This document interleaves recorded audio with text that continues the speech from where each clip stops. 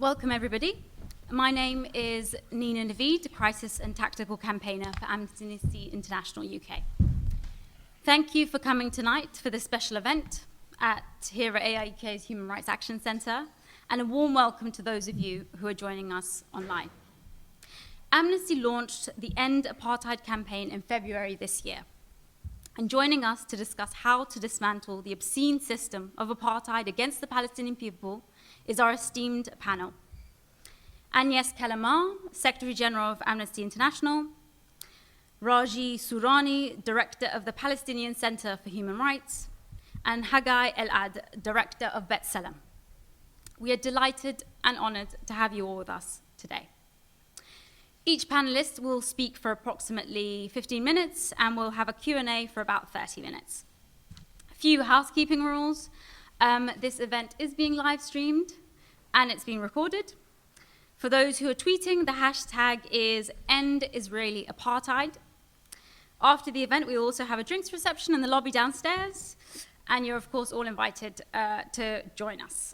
Can I also remind people to please keep your phones silent for the duration of the event?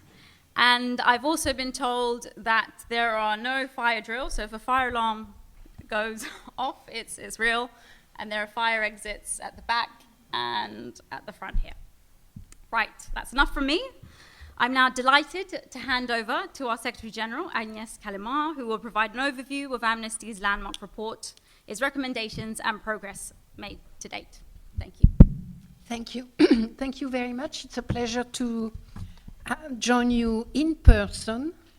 I haven't done many of those events yet, so really exciting, and really excited to do that on one of Amnesty's most important work over a few years now, I will say. Important because it was many years in the making, 4 years. Important because of the rigor and the seriousness that was invested in putting it together.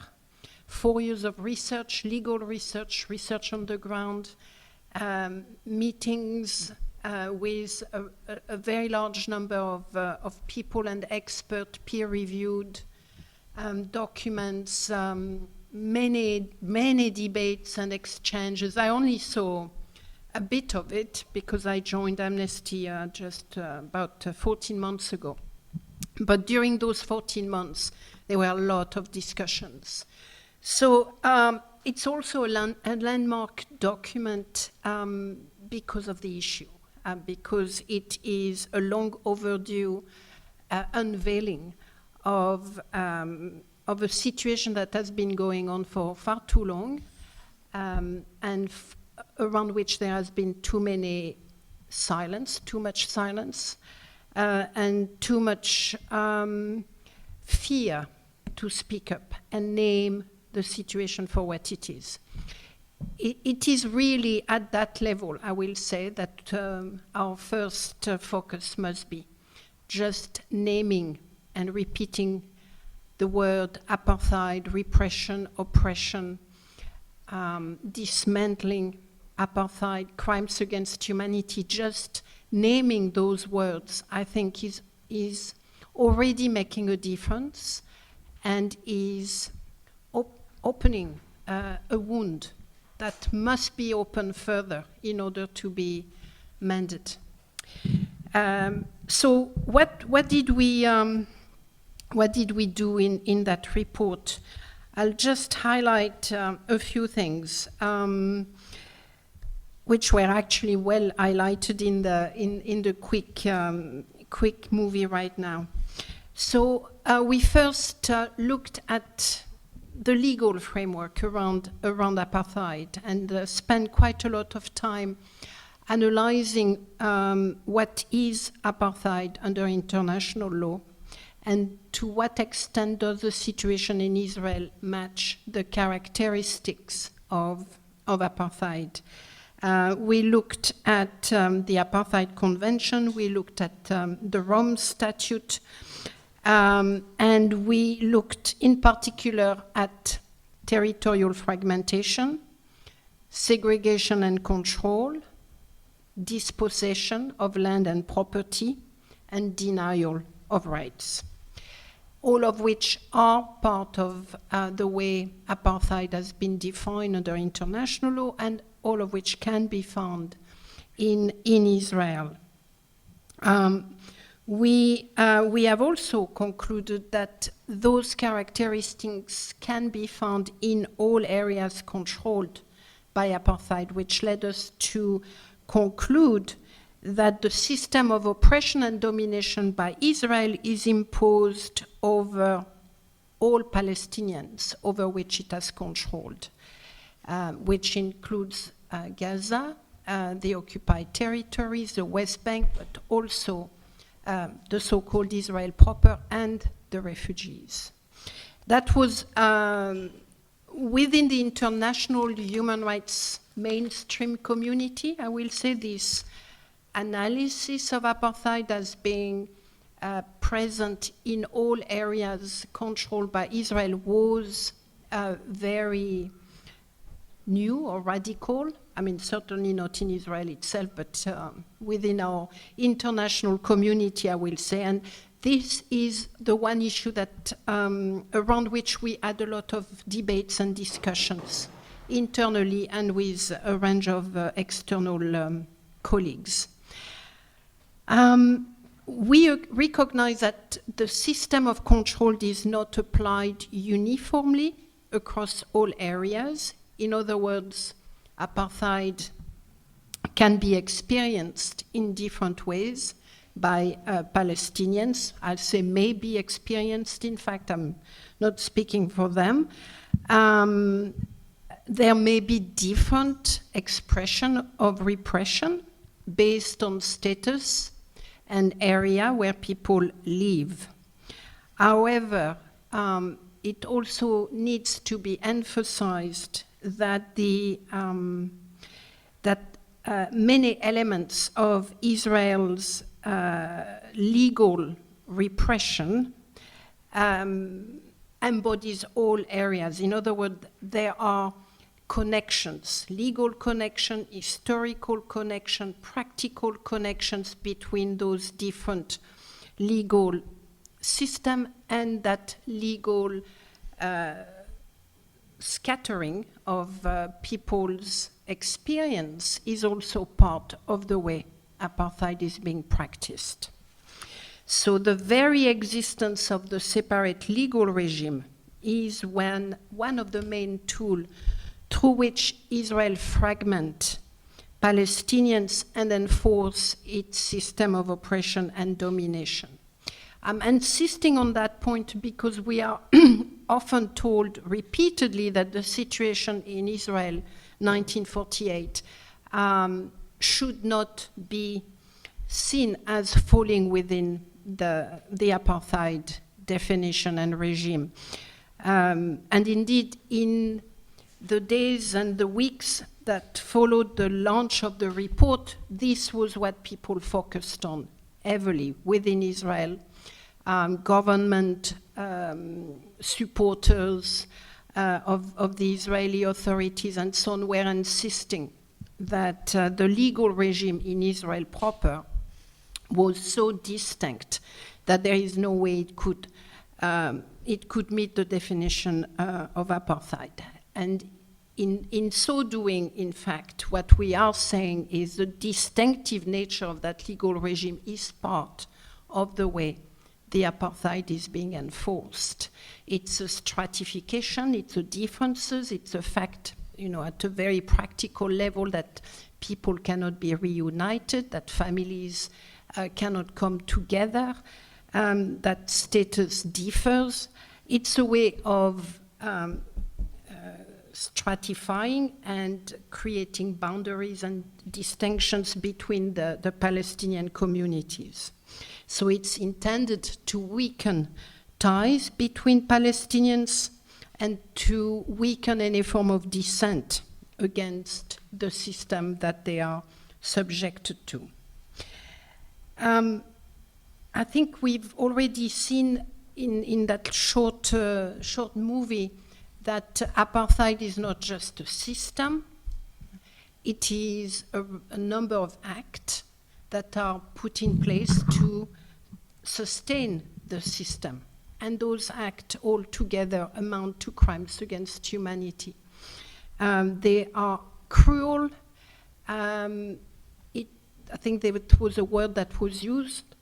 It is cruel, and what struck me when I was very briefly, arguably, there, is how much it is preventing hope. I was very, very struck by the number of people I met who had given up on hope. The number of young people I met, 18, I'm talking Palestinian people, who, according to an older Palestinian, had no idea that life could be beautiful. And I did feel that at a very deep level.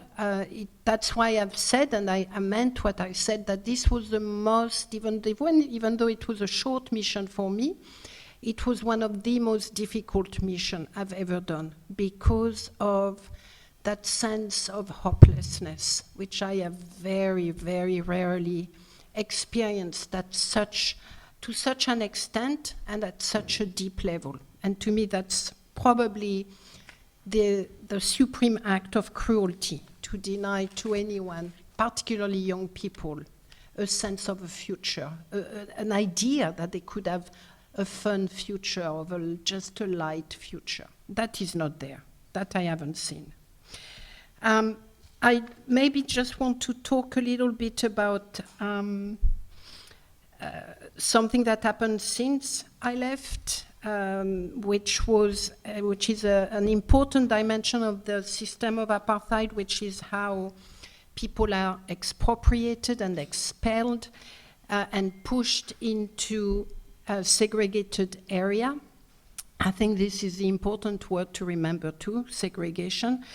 When I was there, I visited a number of Bedouin villages in the Nakab region of southern Israel, and one village in particular, Ras Drabani, which I recall very, very well. And that village now is under real threat of demolition or part of it, and forcible transfer of residents to segregated Palestinian area. That is people's life, home, history, community, identity, belonging. I mean, that is all of that is being destroyed when those orders are made and enforced very violently. Currently, there are 35 Bedouin villages, home to about 68,000 people, which are unrecognized by Israel, which means that they can be demolished, people forcibly transferred, but they are also cut off from national electricity, water supply, and targeted for repeated demolitions. And it is very striking when you go to those villages, because they are usually next door to a so-called Jewish place. And the differences in the physicality of those villages is extremely striking. And the sense of real poverty is definitely very present in the Palestinian, in some of those. I mean, others are a bit more buoyant, but the lack of basic facilities is really amazing next door to so many of it. We already know about those, the fact that this apartheid system is enforced through fences, through barriers, of course. And what struck me when I was there is how much people, if they don't want to see it, they cannot see it. It is so easy if you are a Jewish Israeli to never, ever imagine that there is another reality, because there are so many walls, and unless you're very curious and want to go over them, it's so easy to have such a great life because it's a beautiful country. That was very striking to me, how much it is dehumanizing Jewish Israelis as well, making them so ignorant, so participant, even if they are not themselves actively engaged in settlement or, through their willingness not to go beyond the wall, they become part of the system. And that is also very much the way it's working. So what to do about it? Maybe just quickly. I think from Amnesty International, of course, we're going to put the focus on the Israeli government. There are a number of steps and action that they need to take to dismantle the system and to stop the act which amounts to crimes against humanity.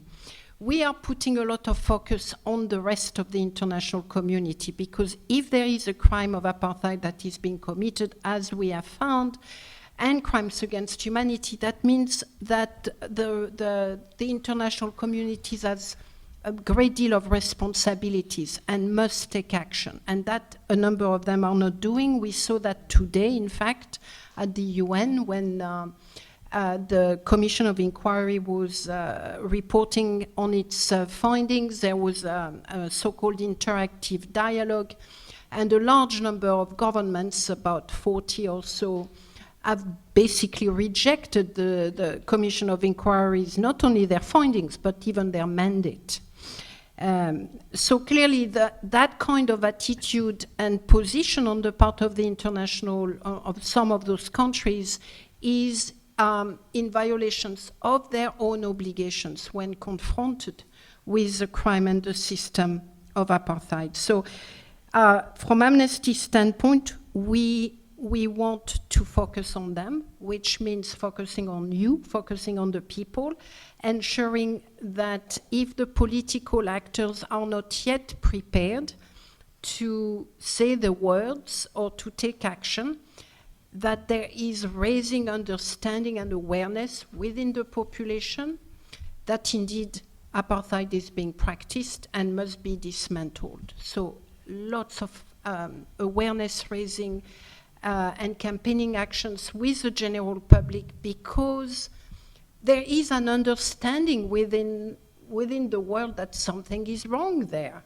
And there is, people may not be able to put a word on it, but they feel it. They know something is wrong. So what we're doing is giving them the tools and the words to define and to speak about what's happening in that region, and not to feel scared or ashamed for naming it, because that's important too.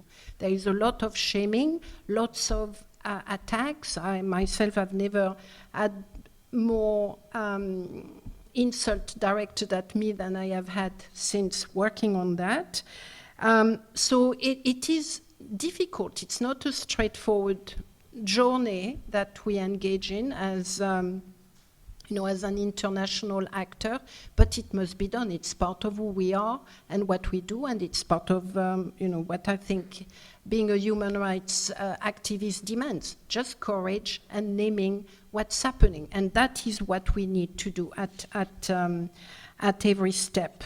I think we are seeing some of these already.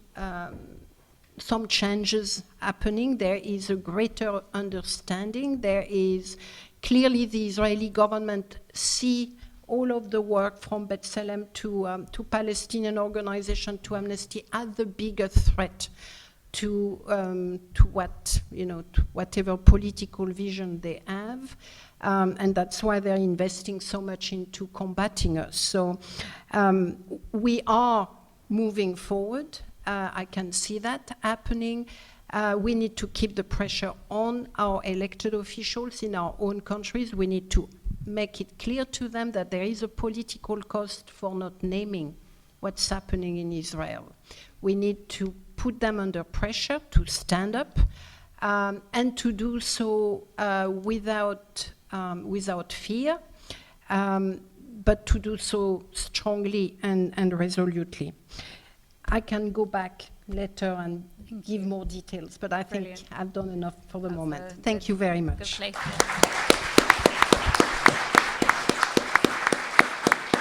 Thank you so much, Agnes.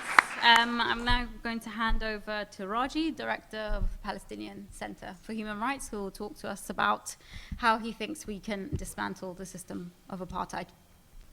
Thank you, Chair. Thank you, Agnes. And thank you, Hagai, for your presence. In August 2001, in South Africa, Durban, there was the first conference against racism. And it was two parts. One of it was governmental, and the other part for civil society and the human rights organization. The first one, US was able to twist necks of governments and to make it sure to work as they wished. Simple, clear, and no single word of criticism, and no major issue, being discussed. At the Civil Society Conference, which was parallel to that, there was 1,400 civil society and the human rights organizations. One of the main results of that, among other things, it was about Palestine, about Israel, about the occupation, and it was precisely about Israel is a new brand of apartheid. And the voting was 1,400 organizations across the globe against 17 organizations. That flagged reality. It was already on the ground. We were living it on our skin, and it added fourth dimension of the war crimes, the crimes against humanity, persecution. Palestinian people used to suffer from this occupation. Many of the human rights organizations, activists, academics, scholars, experts, research center, since then adopted this, and they discussed this, elaborated in this, quite a lot of papers, even special rapporteurs, wrote about that in length and in details, with very concrete examples.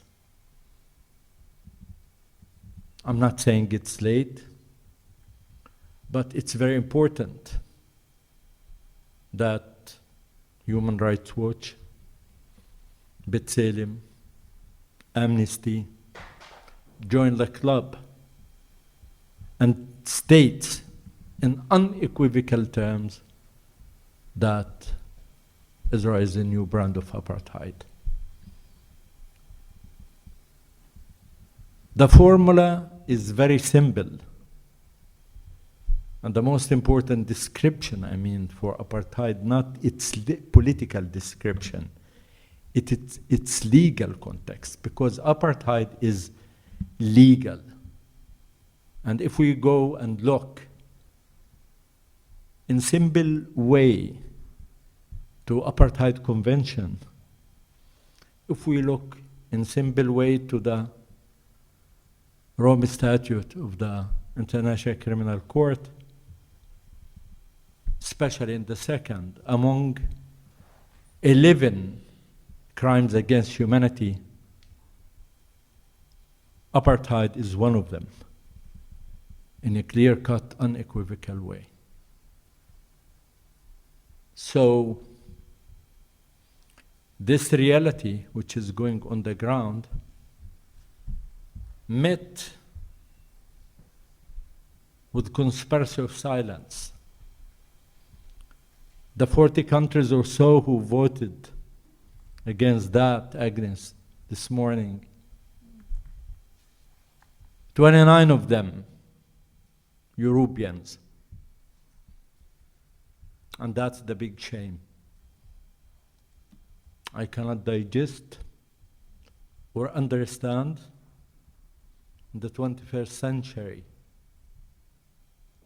that Europe, with the values, with the standards, with the ethics it has, just misleading, covering up, whitewashing such a crime. Obvious, clear, and very well documented. As if there was no concluding lesson from what had happened in South Africa, apartheid regime. I think Palestinians do deserve justice, dignity, and rule of law. We didn't invent international law, international humanitarian law, or the Apartheid Convention. We didn't invent the ICC Rome Statute. We didn't invent the Geneva Conventions. These are the creme de la creme of the human experience, and these are the shared values, standards by civilized people whom the world should respect and act accordingly. Otherwise, we are talking about word of rule of jungle, not rule of law at all. I'm talking as well how these states, and rightly Agnes said,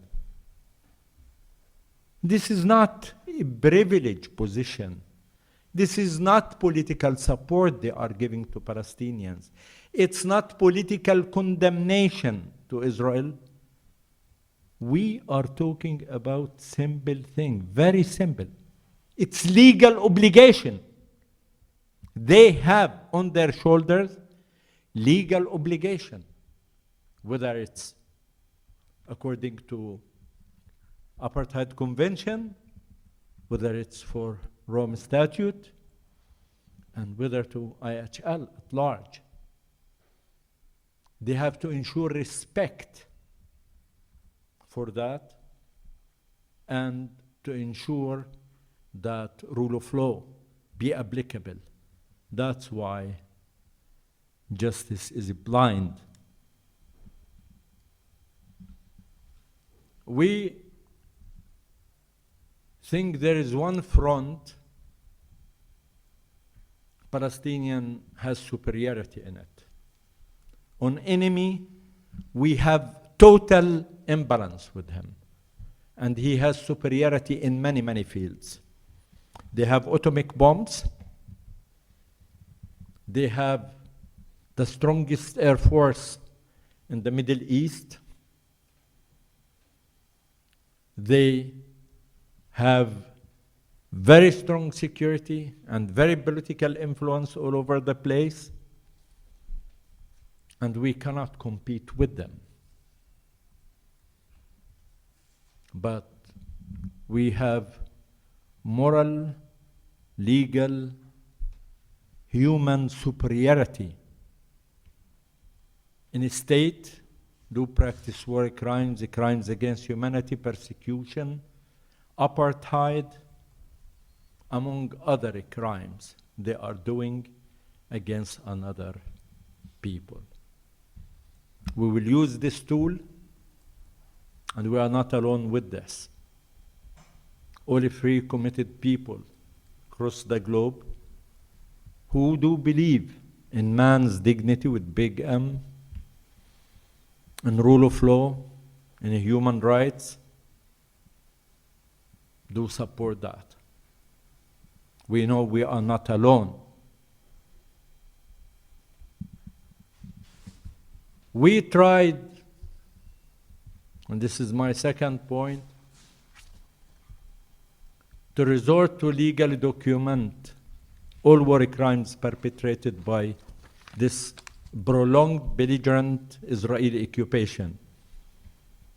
The short version, 55 years, and the long one, 74 years since Nakba. And we made it one of the most well-documented conflicts in the modern history. Not a single war crime escaped us. Not as a Palestinian human rights organizations, but as Palestinian, Israeli human rights organization, and I'm very proud having somebody like Gilad, and we are having on board many international human rights organizations with us, like all those who recently joined this Apartheid report. So we resorted to the Israeli legal system after legally documenting that, not because we are stupid or naive, we thought justice can be achieved under occupation. There isn't one single example in history of just or fair occupation or occupation provided justice and dignity for its victims. But because we wanted that to be legally documented and to exhaust the legal system in Israel and to exhaust all quote-unquote natural remedies required if we want to use the universal jurisdiction or ICC Rome Statute. That's why we exhausted all that, and I'm here can say with the experience of more than 50 years using the system worked as legal cover for organized, systematic war crimes perpetrated by the State of Israel. We made very joint report, B'Tselem and PCHR, and we took a test case of Great March of Return, where people very peacefully demonstrated against a crime called the blockade. 2.2 million people of Gaza in 365 square meters, unable to have any movement for goods or individuals in or out, disconnected from the outside world. And when they protested on that peacefully, without injuring or endangering or killing any of the Israeli soldiers, before that began, they said, we will shoot and kill any who comes close. And that had happened. And the result of our report, simple and clear, confirming what we said, that the Israeli legal system whitewashed entirely the crimes, and they were unable and unwilling to hold accountable any of the suspected criminals. We went to resorted to universal jurisdiction cases in Madrid, London, Bern, many other countries, in South Africa and in New Zealand, and the result was, while the courts in these countries, some of them gave clear-cut decisions, public apology was there, and promptly, immediately, politicians jumped and restored this black hole by not allowing, universal jurisdiction be activated. When we resorted to the ICC, they put a precondition, and to make the story short,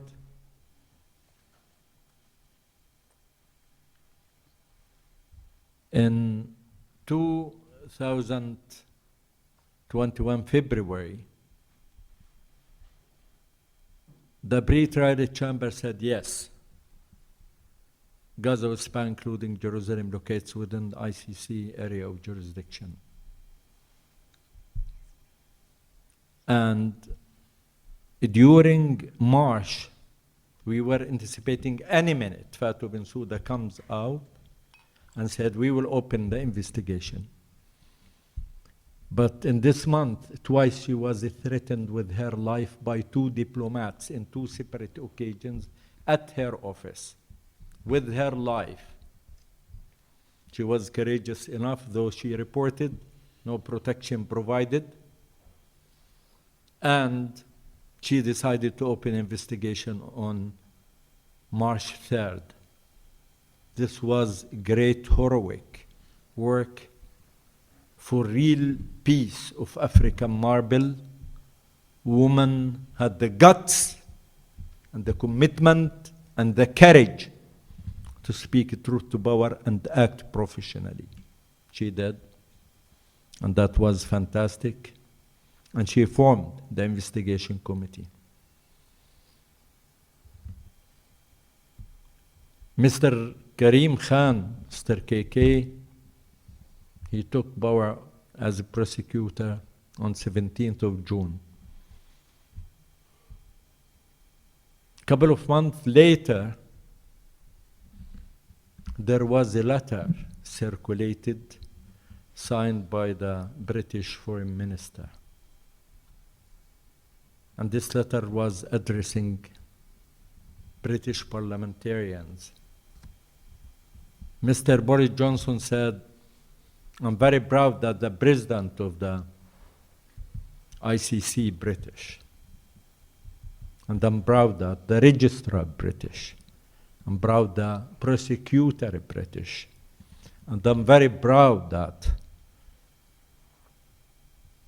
UK is establishing member of the ICC, but I'll never ever allow any to hold Israel accountable at the court. This letter in the public domain, shame on him. I never ever think Prime Minister of UK can come up and say it publicly and so cruelly as such. This is a level where you are equal with the criminal. When you cover up, when you practice the conspiracy of silence, that's beyond any imagination. But the Kafka thing happened a few months later when Russia invaded and occupied Ukraine. Of course, we're living the invasion and the occupation on our skin. We don't need anybody, to learn us that's bad and ugly and against international law. But what happened here, promptly, immediately, he said, Ukrainians do have the right of self-determination, resisting the occupation with arms. And he asked the free British people to join the resistance with the Ukrainians to be liberated, and he promised to support with all ways and means how Ukrainians get rid of the Russian occupation. I'm happy and I'm very proud because we are entitled as well for very prolonged belligerent occupation, and we are entitled for the self-determination. But what Mr. Johnson made, and I'm giving him as example for Europe, unbelievable. Like he consider us the slaves of the 21st century, as it used to be in the old Rome. In the old Rome, there was law applicable for masters, not for slaves. They never ever enjoyed protection by law. Only the masters did. This is absolutely right, and I fully agree with his position for Ukraine. Why he is denying that for us? Mr. KK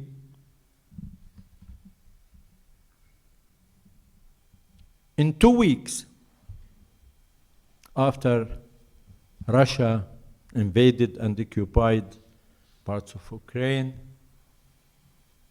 he did 4 things. He said, we have no budget. Hundreds of millions, being contributed. For Palestine, there is 50,000 euros to begin investigation. That's not enough for secretary. He said, I don't have experts. I don't have investigators. We need states to recruit, to pay, and send for us. 43 of them already allocated in Ukraine for the last 1.5 months, which is good. More, he said, I want to open portal.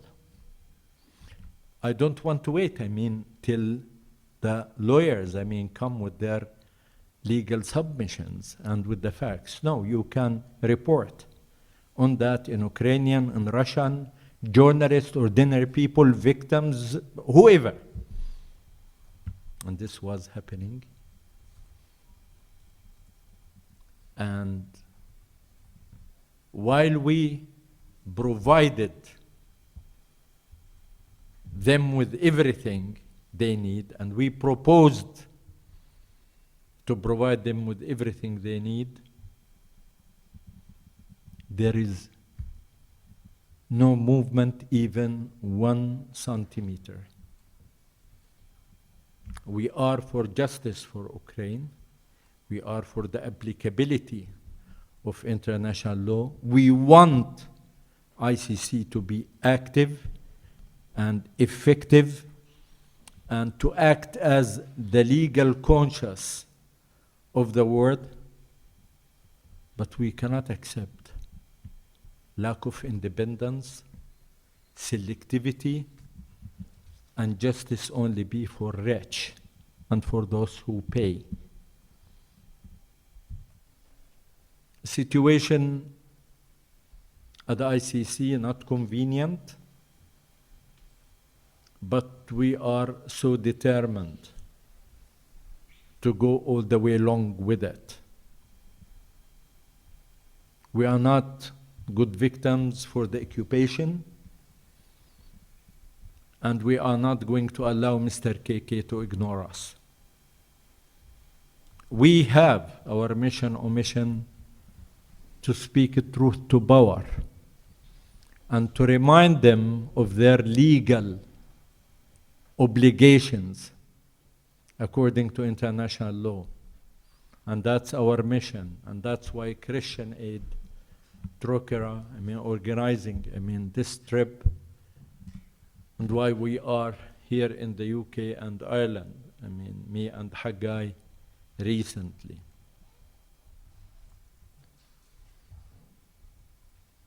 It might be on the ground, and I can assure you, from 78, that the occupied territory is in the worst situation ever in its history. And if you ask me 30 years ago, at the old nice days of the occupation, ever you dreamed you will come to this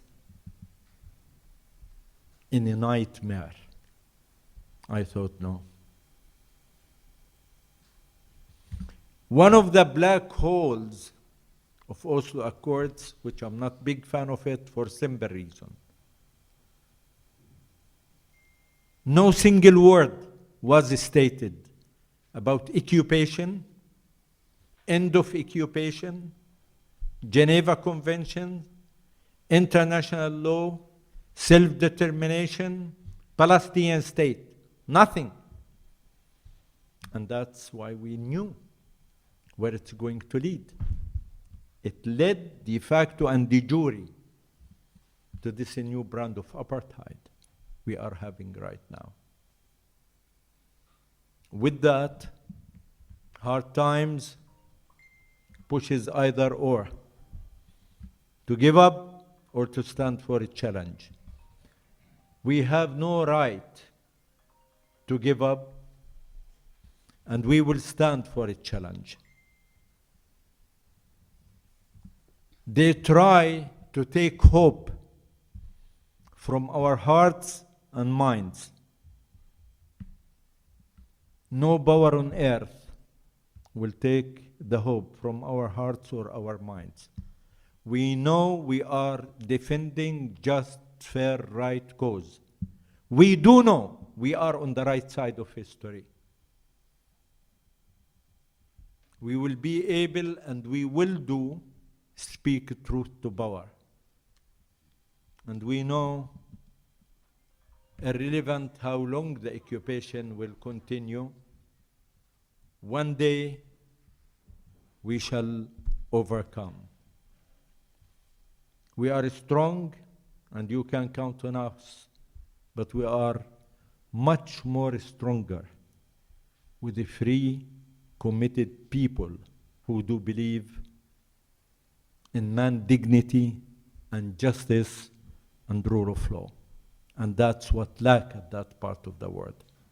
Thank you.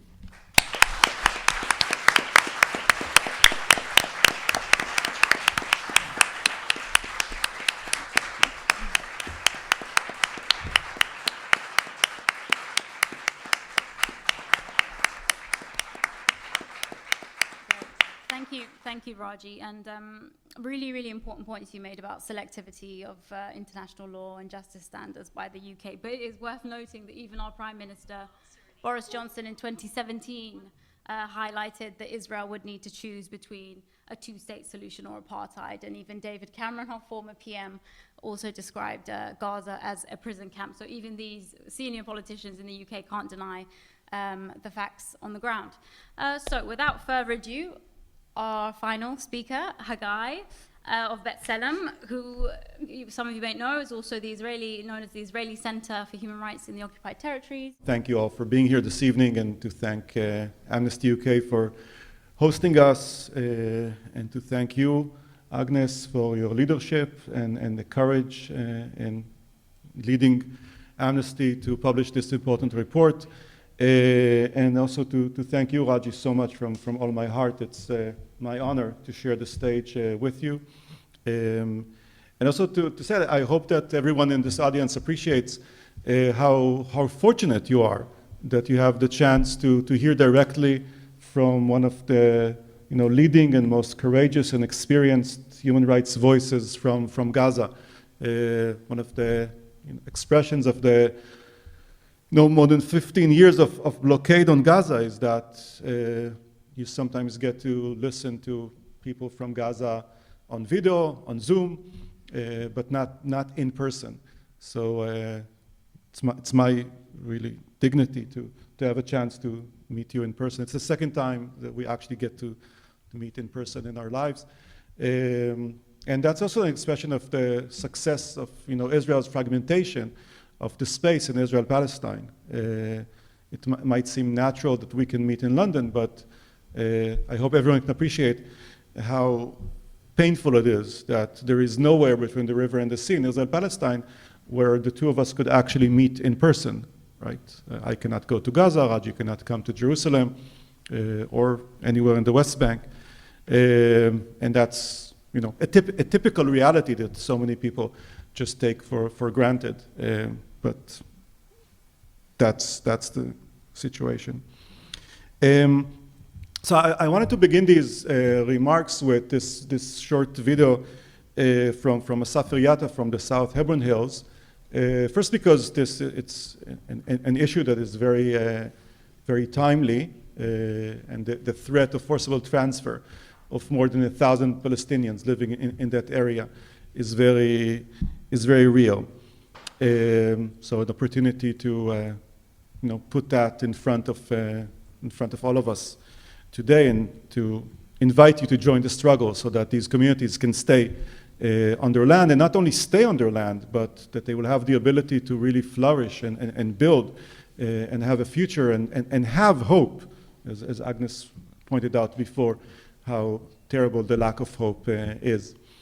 But also because this video and the situation in Masafer Yatta doesn't expose all aspects of Israeli apartheid, but it does expose a few of the key elements of Israeli apartheid.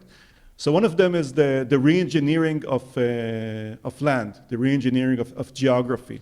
So we're talking in the case of these Palestinian communities of an area, as I said before, in the South Hebron Hills, that is slated for that land, that is Palestinian land, for the people that live there to be removed from that land, and for that land to be reallocated for the development of Israeli infrastructure, settlements, and so on. And that's a process that we've seen happening and still continues to happen everywhere under Israel's control. It's a process that's been happening since 1948 inside Israel proper, inside the Green Line, and once that was possible on the other side of the Green Line since 1967, then the same process has continued. Land that used to be Palestinian goes to the hands of the state and then reallocated for the benefit of the Jewish population. And that's one of the essential aspects of this reality. And as I said, it's not just a piece of history, it is continuing to play out everywhere under Israel's control. The other element that is exposed in the reality in Masafer Yatta, in the context, the bigger context of Israeli apartheid, is the guise of legality. And in that sense also, this is not different than other historical injustices that those that were perpetrating them insisted that what they're doing was legal, right? It is by law, right? Jim Crow in the southern United States, that was the law. Apartheid South Africa, those were the laws in South Africa. Israel also insists that what it does to Palestinians is legal. And everything that you've seen in that video, and if you think of every single human rights violation that is covered in PCHR's reporting or Amnesty's or ours or others, there will be Israeli legal opinions and petitions and high court rulings and attorneys at the Ministry of Justice in Jerusalem that will explain to you why it is legal, why collective punishment is legal, why demolitions are legal, because Palestinians are building without a permit and forget that it's impossible to get permits, and every other single criminal policy that Israel applies against Palestinians, it is by the law. Now, Israel could have just said that, in the context of, for instance, forcible transfer, that, we're just kicking Palestinians out. Like, it's our land, we're just kicking them out.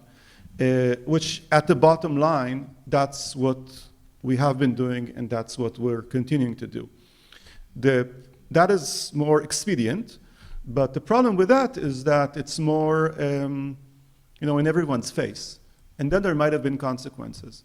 It's wiser, from Israel's perspective, that wants to be successful in doing this, but also successful in getting away with it, to do it at a slower pace, and to provide, in the meantime, the ability to petition, to have, quote unquote, due process, to buy time, to market all these legal maneuvers to a world that is busy with many other issues, and it's difficult to really keep focus on a single issue over a prolonged period of time. In any case, don't worry about it because there's a petition pending, and so on. And if focus for a second on the reality in Masafer Yatta, these communities have been fighting I mean, people that are living at the edge of the desert and are making a living out of, dirt and sunshine, and remarkable, strength and commitment to their way of life, have been in Israeli courts for 22 years in a legal battle that should have ended on the first day of the first hearing, right? The court should have just said that Israel has no authority, no way to have its army train on occupied land, let alone to use that as a pretext to displace people from their homes, right? There is no legal basis for that. You don't need to be a legal expert to understand that. You just need to be a decent human being. But what this shows you is the genuine role that the legal system in Israel is playing in whitewashing and legitimizing the crimes that Israel is committing against Palestinians. So, in that sense, we can think of South Hebron as one of the most current and painful examples of these policies, but obviously, it's not the only one. It didn't begin 22 years ago, and we could come up with numerous other examples of such struggles that Palestinians are leading in the face of these Israeli policies. Now, with that in mind, I want to take a few steps back and go back, not 22 years ago, but a shorter time, to just to 2017. It was already mentioned that famous quote by your favorite politician, I'm sure, then Foreign Minister and now Prime Minister Johnson, warning that, encouraging Israel to move ahead with negotiations for a two-state solution, otherwise it will become apartheid, right? Johnson is not the first foreign minister to have made to issue such a warning. It was also issued by Israeli leaders, American leaders, and others. And I totally agree. I just want to make one adjustment to these warnings, and that is the usage of the future tense. Because if you pay attention, then these statements are always framed in the future tense. It's conditional and it's future, right? If this and that won't happen, then in some future, note never defined, what will actually be the threshold that will tell us that we've crossed into that unattainable future, it will become apartheid. A warning that isn't backed by anything, right? Besides just continuing to pay the lip service for future negotiations, while in fact reality is going exactly in the opposite direction. We believe that the threshold has been crossed. We believe that this is not a warning about a future that will never arrive, but that this is a description of a reality that Palestinians are living through. And what we also suggest is that the next time any of us gets to hear such a warning, then we should insist with the speaker that they will tell us what their threshold actually is. Like, what will it take for them to admit that the threshold has been crossed, right? 100 years? 300 years? Like, what are they waiting for? 700,000 Jewish settlers? That's not enough. They're waiting for like 1 million settlers? Like, what is it that they're waiting for to admit that this is where we actually are living at this time? So the pretense, since 2017 in the Johnson context, but like in so many other warnings, the bluff is that they want all of us to believe that the clock has been stuck on 2 minutes to midnight for a very long time, right? It's been 2 minutes to midnight in 2017, and now we're supposed to wake up in 2022 and look at the clock and, surprise, it's still 2 minutes to midnight, right? And if we continue believing these politicians, these cowards, then we could wake up in another 5 years, look at the wall, and the clock will still show that it's 2 minutes to midnight. It will never arrive in their perspective. They want to justify to the UK public and to other people around the world that the justification for their friendly policies vis-a-vis Israel is the fact that they're making these polite warnings about the future. And with that, they want to appease public opinion and be able to continue doing nothing about this injustice that they are underwriting. We say no.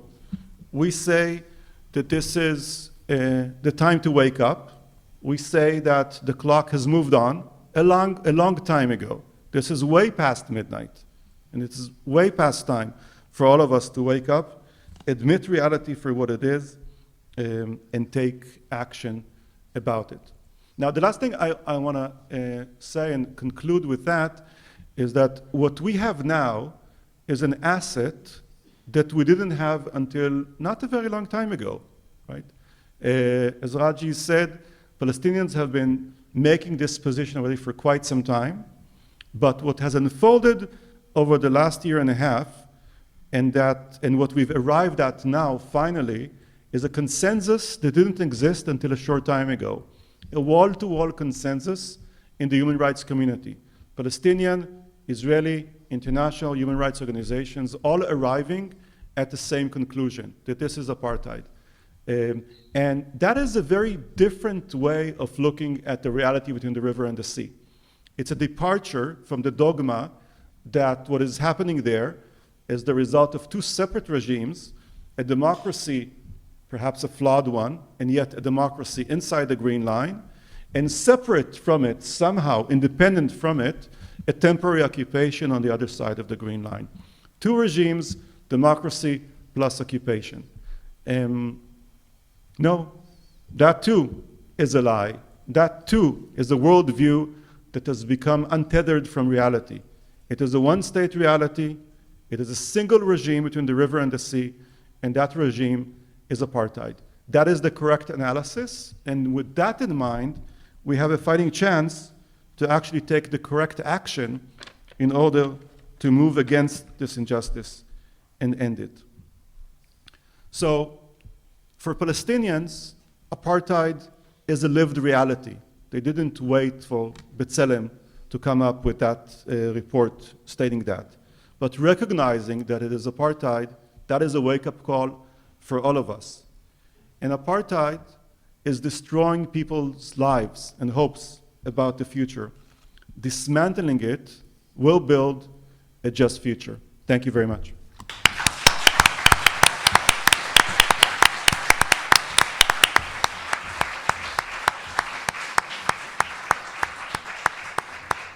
Right, we're going to open up for Q&A now, slightly shorter than we had planned. Quick points, just please introduce yourself when you ask a question. You're welcome to say what organization you're from, and please do say if your question is directed at a particular member of the panel. And just a polite reminder, please stick to questions and not speeches. It's necessary to say that on this topic, because obviously we're also passionate about it.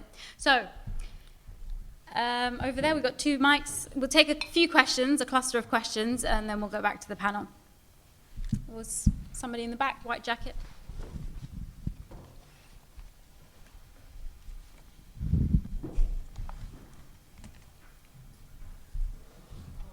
Hello there. My name is Samira. I'm a Palestinian. Getting a bit emotional as I do. I really enjoyed very much all the speeches. And in my times in Palestine, I was quite a fan of B'Tselem, so I'm really, really pleased to see someone here in the UK today. At the first, fear was mentioned as one of the reasons why people don't speak up. They don't say anything about what Israel is doing to Palestinians.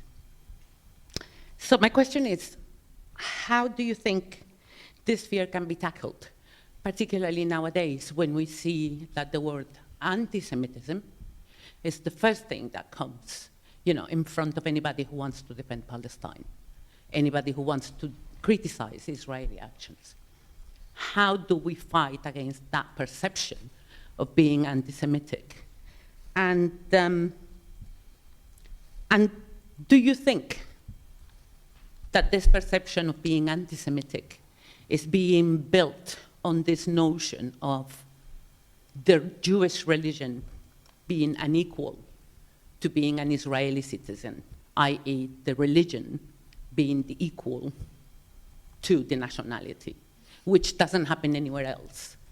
A Muslim is not necessarily from Saudi Arabia, a Christian is not necessarily from Italy, a Buddhist not necessarily from China, or an atheist from Russia, for that matter. So why is a Jewish person necessarily an Israeli? And why is that anti-Semitic? And don't you think that that is at the core of all the, let me say, resilience by the international community in defending Israel? And that's my question. Thank you. Should we take a couple more? Hi there. Thank you to the panel for such insightful speeches tonight. My name's Amelia, and I'm a research assistant for an organization called Global Partners Digital, and we work on protecting human rights in the digital space. And I wanted to ask, given the talks about the lack of funding for investigations into the situation that's going on in Palestine, to what extent do you think that social media companies have a role to play in ensuring the voices of Palestinians are heard within their content moderation practices and policies? I think that how we obtain information today has definitely shifted with the role that social media plays in our everyday lives, and it is extremely important to ensure that freedom of expression continues for every individual around the world, including Palestinians and people in situations of violence.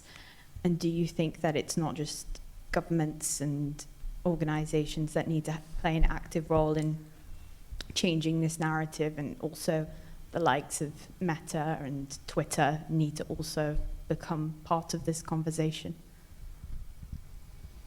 Great, thank you. We'll just take one more and then we'll go back to the panel.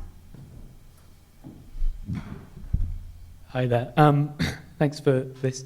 So my name is Nick McAlpin. I'm a journalist at the New Arab, the English edition of Al-Arabi al-Jadid. My question's about, I'm sure, Hagai, you maybe know a bit more about this, but there was a recent survey from the Israel Democracy Institute, and it showed that 60% of Israeli Jews prefer segregation from Palestinians within Israel, Palestinian citizens of Israel. So in the interest of ending apartheid, how can their minds be changed? Great, thank you. Hagai, would you like to start either with the last question or this point about how to tackle fear or speaking out about the issue? Sure, thanks. So first, I think it needs to be spelled out that I don't think that the fear or the danger are equally divided, right? Raji and I, we're sharing the same stage, but obviously Raji and other Palestinian rights defenders are under, an immensely bigger risk than myself, right?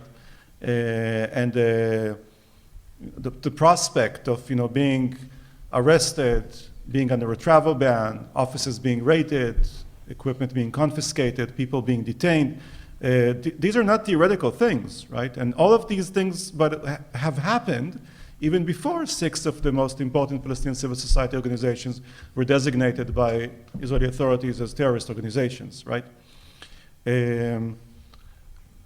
So relative to that, I'm protected and I'm a person with privileges, and I think that people that live here, generally speaking, right, are even more protected, right? Again, not in an equal fashion, but I think in the broadest sense. So I think with privilege comes moral responsibility, right? So I think that I have an obligation to do what I can do, and I think people around the world, and in this country and in this capital, also have the responsibility in that sense. Now, obviously, one of the things that Israel tries to do is to weaponize false accusations of anti-Semitism, right, in order to silence and delegitimize, right? So the silencing technique vis-a-vis Palestinian colleagues would often be, as I just said, accusations of terrorism.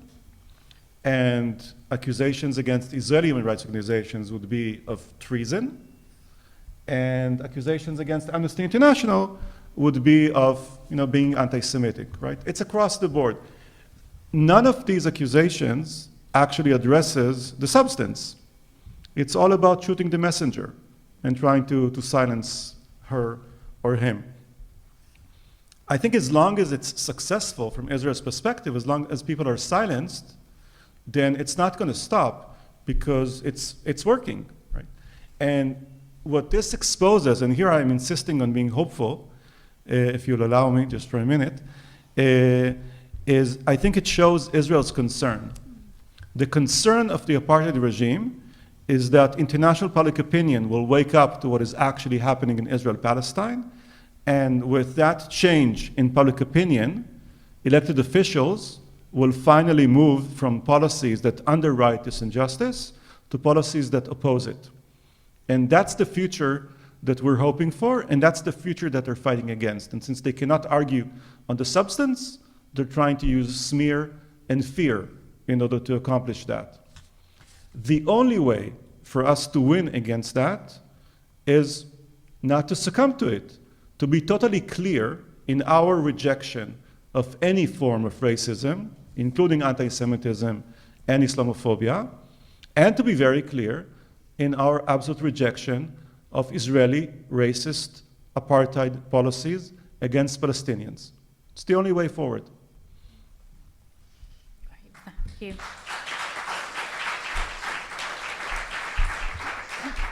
Raji, would you like to answer to the question regarding what role social media or businesses play in terms of, tackling this issue beyond just governments? Is there something that you'd like to say around that?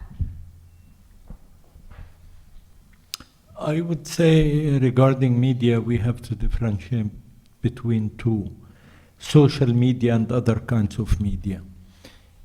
Social media playing very revolutionary role, and I'm not media expert. My twins claim I'm very stupid in that. But I really believe social media something strong, powerful, and it will change the face of the world. The passing of informations, the resources of knowledge, it's super fantastic. I mean, and how things, move and move very quickly. We are in London, and we are at Amnesty hosting us, this gathering, and I'm sure hundreds, if not thousands, are watching this event. But that's great, and that's good, and that make the word passes. Governments making their own way of coalition. They are making their own way of getting together and catalyze. But I think what we need to do more and more, and this is happening, yet partially, grassroots globalization. And this is something, will affect and influence quite a lot at the foreseeable future. So social media is super fantastic tool, to be invested at and be used. I would like, to say to what Hagai just said, and we are lucky having such courageous, principled, committed people, like him, on the other side, because they are the last bridges we are having. Otherwise, it will be really disaster. And we are proud that we're cooperating together, sharing same standards, principles, and vision. We have been described by the Israeli media, not today, not yesterday, not because or that report, as terrorists in suits. We have no complaint. We are described as agents of terrorist organization. We have no problem with that. We are described of doing lawfare. I mean, I have no complaint about that. We are described as misusing international law, international humanitarian law, and so on. That's fine with us. Shame on them. Occupation can make good calculation and can make good mathematics, but they will never ever understand the chemistry. And how this giving us more determination, more strength, more challenge, and to be more firm. We do represent victims. We do represent entire family erased. 29 people, 22. They don't exist in the civil registration anymore. We are defending our children. We are defending our family. We are defending our past, our present, our future. We didn't descend from the sky. We are the stones of the valley. We have been there since ever. We will continue there forever. And no power on earth will take us from there. This level of determination and using the rule of law, using international law, makes them, as Hagai rightly said, scared till death. I mean, imagine, we are just a bunch of lawyers. How many of us, our Palestinian and international legal team, entire Israel cannot challenge us at the court of law. They have no logic. They cannot use it. They cannot counter the facts we are having. That's why Israel didn't sign or ratify Rome Statute. That's why US didn't sign or ratify Rome Statute. They know they are doing evil, they are doing bad, they are doing war crimes, crimes against humanity, persecution, apartheid. They cannot challenge us because facts are there, law are there, and the conclusions very simple and crystal clear. That's our strength. We are in the right side of history.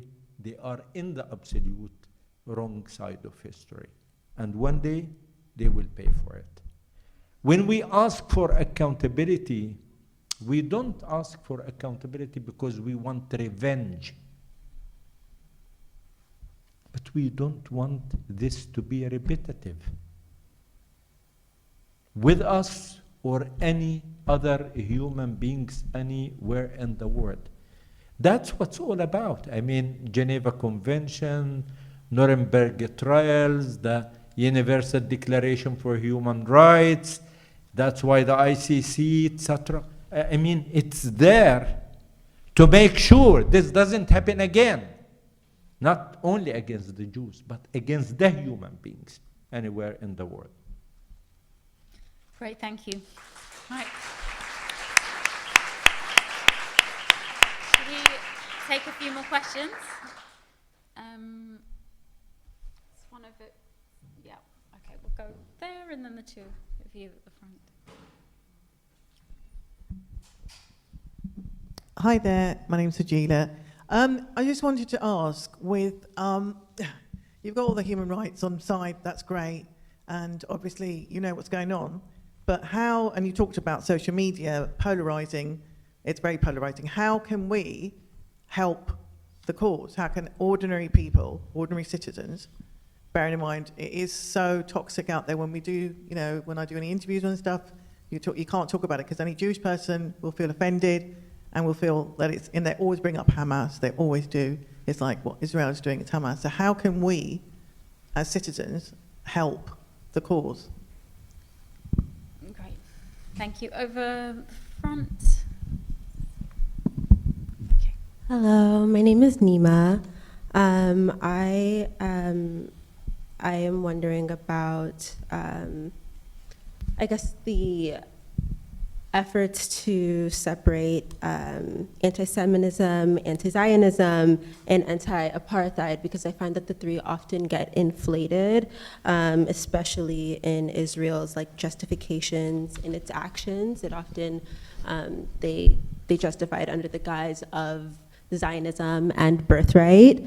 And I'm wondering if in separating the three and somehow educating people on the differences amongst the three, is it also relevant to, I guess, acknowledge the willful ignorance or forced ignorance of Israeli Jewish people who do, I guess, contribute and act in that justification?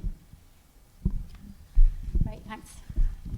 Hi, I'm Kasai. I work at Amnesty UK. I'm in the digital team. And I just wanted to ask about the report. So the report was about 200 pages, and it's full of factual evidence and discussion on different forms of apartheid in Israel-Palestine, whether it's the justice system, resources, water rights, freedom of movement, and many other things. And once the report was released, a lot of organizations, a lot of governments rushed to reject the report without discussing any of the contents or commenting on the contents of the report or opening a discussion about it. So my question is to Agnes, what do you think about this outright full rejection of the report without engaging with the report and the discursiveness of it? And what do you say to these governments and organizations who rejected it straight away? Great, thank you. And yes, should we come to you first? Thank you very much. So indeed, when the report was published, many governments did not engage with the content. In fact, the only government that did very thoroughly, and it looked as if they had read it quite thoroughly, was the Palestinian authorities, with whom we had a long conversation. But most governments rejected it, did not engage with the 300-page allegations and evidence being provided.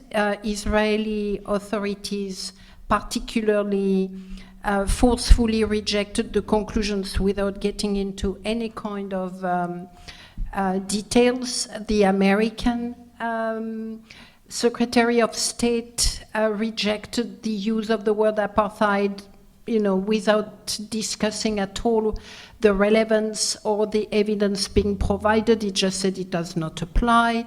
The German authorities did the same. The French government as well, although not in a really public way, more in when it addressed a Jewish organization. And I'm sure that position was shared with by many governments. So the inability and unwillingness of the governments, of Western governments, I will say, to engage with the substance of the report is part of the censorship and the silencing that is accompanying the revelation and the focus on apartheid. It's a form of censorship, and it's something that must be absolutely rejected, denounced. It's fairly straightforward to denounce it, because they don't engage, they just do not engage with the substance. So I think it's a political posturing, and that's how it must be attacked and must be tackled. Certainly not the kind of responses that one would expect, considering that those governments, by not taking actions, are making themselves and us complicit in the crime of apartheid committed by Israel and in crimes against humanity. I think it's important to highlight the legal dimension here, and that it matters. To me, it matters. It matters that governments have a legal obligation to respond to the crime of apartheid committed by Israel, and they are renegating on their obligations and making us all complicit in that context. They should do a range of things. They should review all their agreements with Israel to ensure that in no way can any aspect of those agreements contribute to the existence of the system or the commitment, the act being committed. They should ensure and enforce a full ban on any trade and product coming out of the settlement.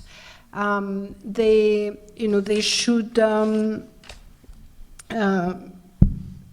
What else can they do? They should suspend all weapons, sale, transfer, and so on. We should use universal jurisdictions where we have it against anyone who may be associated with crimes of apartheid. So there are a range of measures that governments can take and are not taking. Instead, they are calling names and refusing to engage. It is a form of censorship, as are the accusation of being anti-Semitic. It's really a way of silencing us. And we need to interrogate ourselves. Why does it matter? I often ask myself, why does it matter? Because it does matter. There are a lot of accusations that have been leveled at me as an international human rights expert, but nothing really mattered as much as that one. It just touched a nerve because we're European, because, there were the Holocaust, because this is part of our history, and because there is anti-Semitism, because there is a reality of it, because Jews are dying. They died in the United States. So it matters. It matters to me because when they do that, they don't really tackle anti-Semitism that kills. And indeed, they weaponize anti-Semitism, but they are also emptying of anything important that we need to do, because there is a reality called anti-Semitism. And to me, that's actually the best way I want to handle it, which is to make it my own fight. I'm fighting apartheid. I want to dismantle apartheid by Israel, and I want to fight anti-Semitism. That's it. That's how I fight back. Thank you.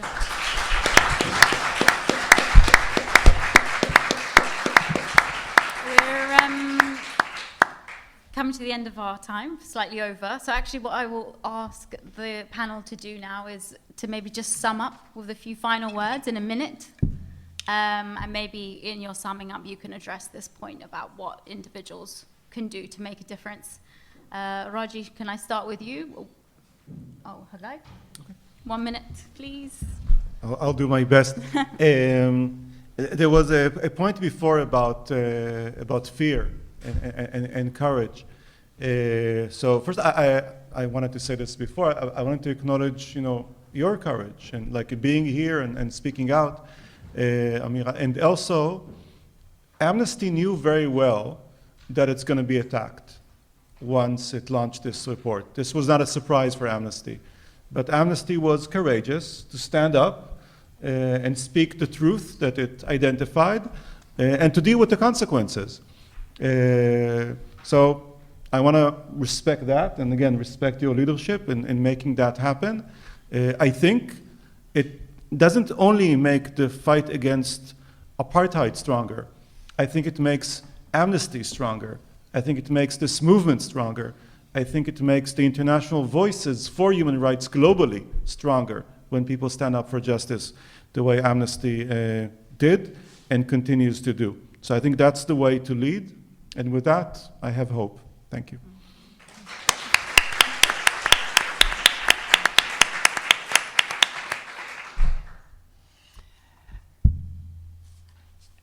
I've said it already. In the same way that, in many ways, the accusation of anti-Semitism means that people hesitate to speak.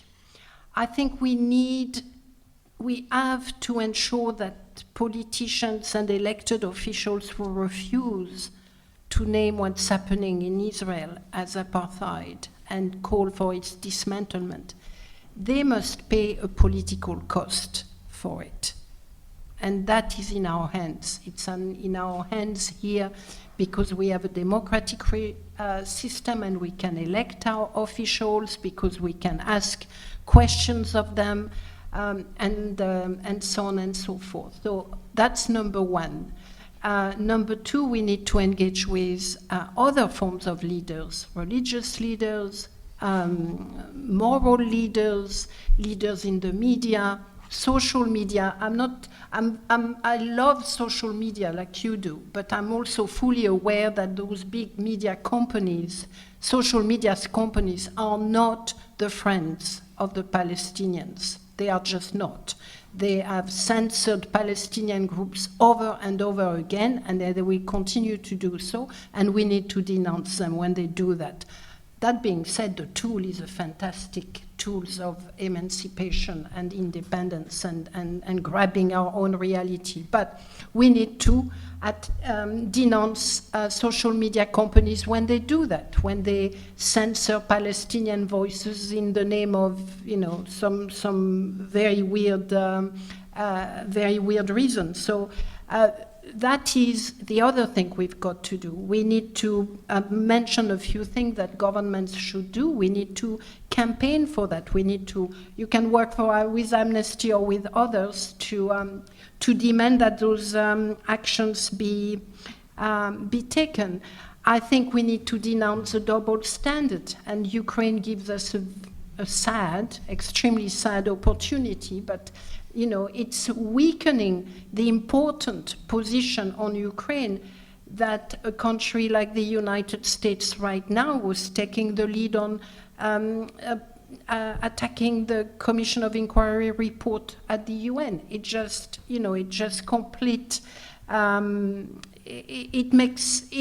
weakens everything that they pretend to stand for, and we need to keep also denouncing those double standards, as you said, for Ukraine and for Palestine. Yeah. Thank you.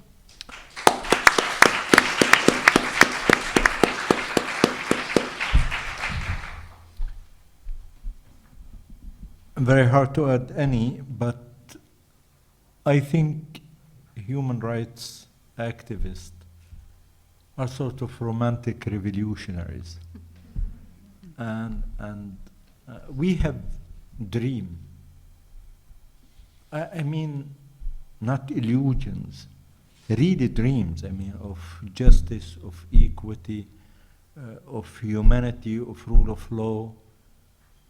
And we want that to be realized, I mean, one day.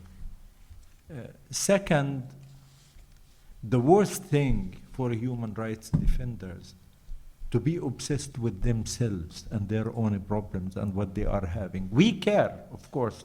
We care about selves, we care about families, but we have mission. We do represent the victims. And victims don't want weak people. They want strong people who can speak truth to power. If we cannot do that, we are not a human rights activist. We know that's very costly, but we should be ready, I mean, to pay the price for it. And I think we are lucky having such a quality of people, the panelists, who are ready to pay the price for that. And sometimes it's very costly. So that's our mission and omission, to speak truth to power, to be there, to defend the real victims. And to give the hope that one day justice, dignity, and end of cruelty, of apartheid, of occupation will come, and people will enjoy freedom and feel as human beings they have a place under the sun. Thank you.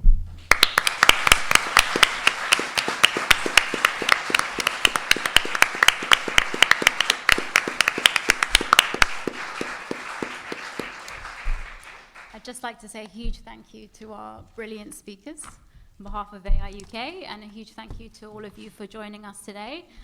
Just very quickly, hot off the press, we have a new briefing on our report, 200 plus pages condensed in 14 pages, so I highly recommend you take this home and read it. And please do join us for a drink downstairs. Thank you again.